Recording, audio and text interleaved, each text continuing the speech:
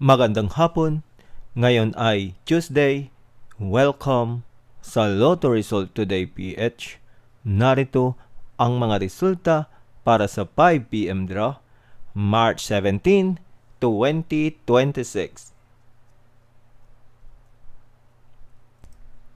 Para sa resulta ng 2D Lotto, 7 at 27.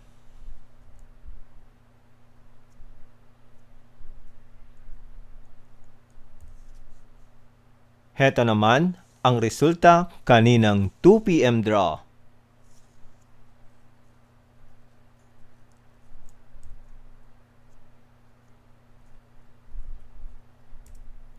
Para sa resulta ng 3D Lotto, 3, 4 at 0.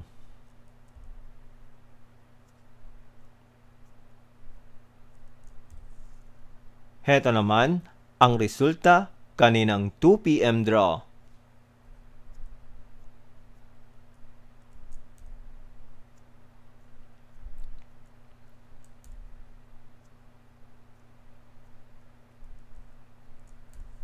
At yan ang mga resulta ngayong 5 PM draw.